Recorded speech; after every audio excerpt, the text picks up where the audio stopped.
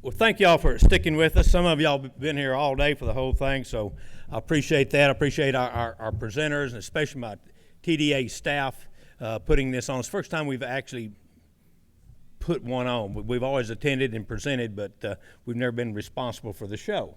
So I thank Bob and Kelly for leading the way for us today. So a little bit of review and maybe touch a few topics that I thought we'd touch today and didn't really touch on. I'd say we're in agriculture 3.0. Let me explain that. So agriculture 1.0 was 40 acres and a mule. It was subsistence farming. And I talked earlier about 95% of the people back at the founding of the country were either farmers or ranchers, because if you didn't grow it or kill it, you didn't eat. Well, that was agriculture 1.0. And then a few years passed, around the turn of the century, along the automobile, then the tractor, and we became into the mechanical age. And so instead of one man farming 40 acres with a mule, he could farm a section with a tractor by himself. We went 40 acres to 640 acres. Wow, what a real progress. So that's agriculture 2.0, that age of mechanization. Today, I would say that we're in agriculture 3.0, and it's the age of technology. And it's going just about faster than I can keep up. You know, we have autonomous tractors that drive themselves. We've got robotic milkers. We've got cows that milk themselves. We've got drones that spray our crops, precision. You know, like one weed gets one dose, and we've cut, chemicals and pesticides and fertilizers down. But even we heard today with this Siemens managing this vertical farming integration, we have AI involved in farming now. I never thought I'd see. I became an AI technician 30 years ago, but it meant something a lot different. I'm certified artificial inseminator. If you need a cow bred, I can do that. I never thought I'd be talking about a different type of AI, but here I am. We've really advanced, and we have to do that because the challenge in agriculture is we have to produce more with less inputs, and that's always been our challenge. 20 years ago, the average corn crop was 100 bushels per acre.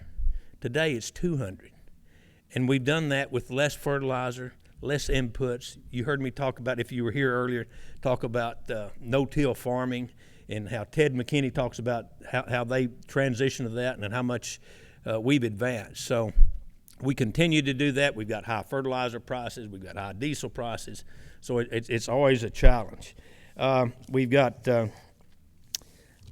wasn't really touched on today, and I think it's one of the, maybe the most, but at least one of the most serious things facing our country.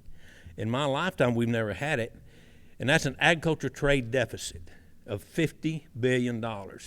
This came about from the last administration. I'm trying not to make this political, but I'm going to give you the hard facts. The last administration's Foreign Agriculture Service and Foreign Marketing Service did not sign one contract, not one. They were solely focused on climate change and DEI policies and LGBTQ and all those alphabet things, and they got totally off their mission. So we've always fed ourselves, and a lot of the rest of the world we're net agriculture exporters. Our largest export many years is agriculture products. We're known as the breadbasket of the world, but not so.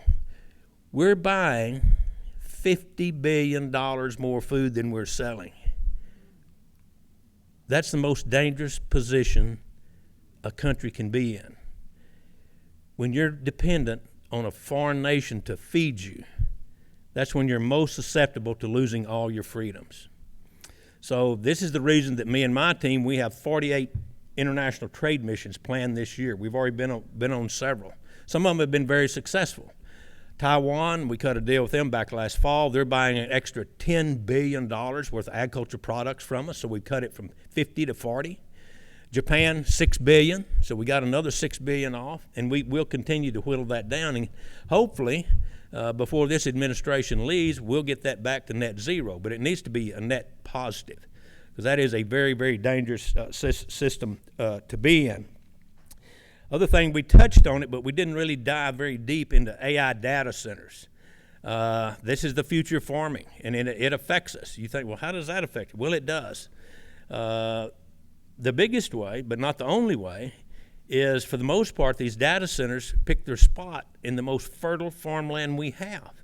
They like flat ground. They like close to transportation, good highways, and that's right through the center of Texas in our Grand Prairie, our Blackland Prairie.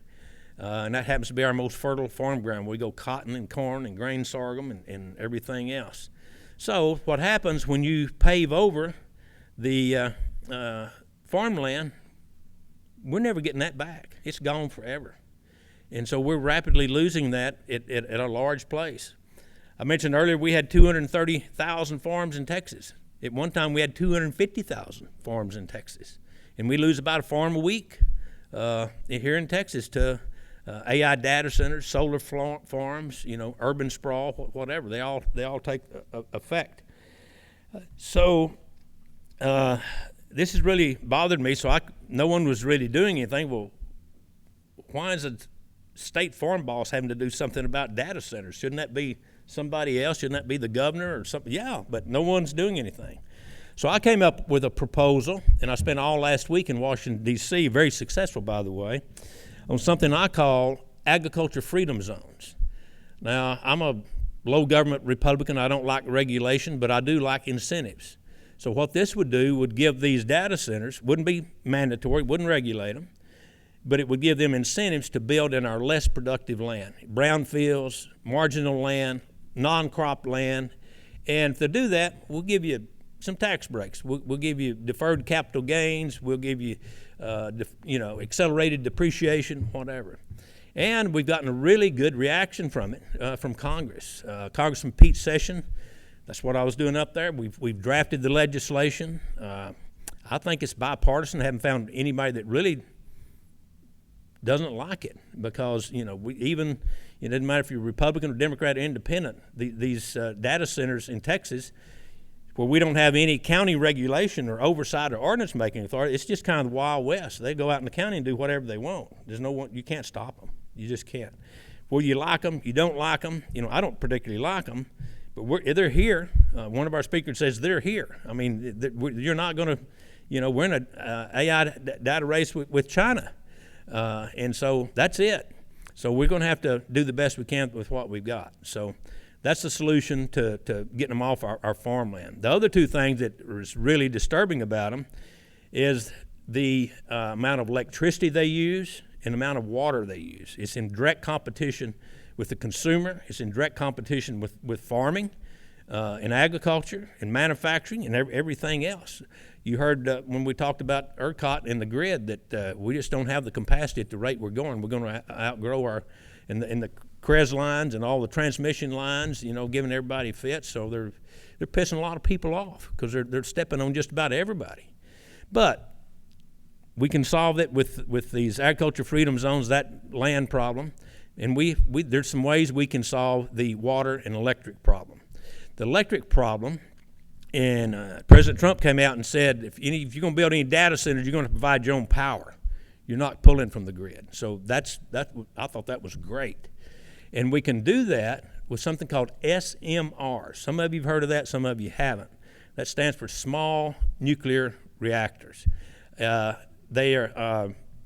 been using those for 60 years, something similar to them, without incident. That's what powers our nuclear subs and our aircraft carriers. These are much safer, much smaller. They can hook them up in sequence. 4 or 5 of them can power a data center and actually put power back on the grid. That's a positive. Instead of raising electric rates, we can use SMRs to lower the electric rates, and that's a good thing.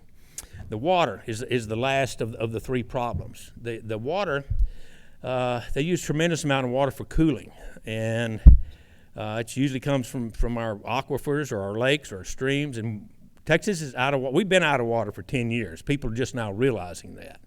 But we've lost our sugarcane plant, last one in South Texas. No water down there. We're losing citrus groves. Our winter garden area in Rio Grande Valley usually go 4 or 5 crops of vegetables. Last year they could grow 1. They can't stay in business doing that. So we got to do something about the water. So there's about 3 options on the water. One of them is Abilene Christian University is researching a closed-loop system with salt water. So that looks very promising, and we're almost to the verge of tipping over the tipping point to make that happen. The other one is cooling by hydrogen, hydrogen gas. So that would take no water. And here's one that you haven't heard about, because I haven't found anybody that really knows much about this. There's probably a few people in here. But there's something called deep earth water, and I call it Genesis water. And the reason I call it Genesis water, because in the book of Genesis, God said, and the earth opened up and the waters came forth and flooded the land. Well, this is a fact. You can look it up. Deep in the core of the earth is oceans of water. It's under high pressure, but it's so deep we can't economically drill for it, but it's there. But it seeks, since it's under pressure, it seeks pressure relief, so it'll find a crack or fissure and try to work its way to the top. If you ever hit one of these, or it does make it to the surface, you have something called an artesian well. The water you don't even need a pump. It just shoots out of the ground. It's under so much pressure. Well, we have technology now, MRI technology, that, when you go through an MRI machine, it takes slices of you like this. You can take that same technology and slice the earth, and you can find that column, that crack, that's full of that high-pressure water. Maybe it's 300 feet deep, maybe 500, it might be 1,200, but you can find it with about a 95% accuracy. So when we get to where this technology is common, we'll be able to grow Pecos cantaloupes again in Pecos. They're out of water out there. We'll be able to irrigate those cotton fields, and we'll go back to 7 million acres of cotton instead of 5.2. It's going to revolutionize. It's a whole new source. This water has never been to the surface of the earth. So I'm excited about it. We have one well in the United States that I'm aware of, and it's in New Mexico. But Saudi Arabia has drilled hundreds of them, and they're farming the desert over there now with this technology. But we'll get there. I think it's something. Anyway, I wanted to share that with you. I'll take any questions or comments before we wrap up. We've kept y'all a little longer than we intended to, but no one left. I think you were interested and stayed hooked, and I was mesmerized by some of these presentations. So very, very good job. Any questions or comments before we wrap it up?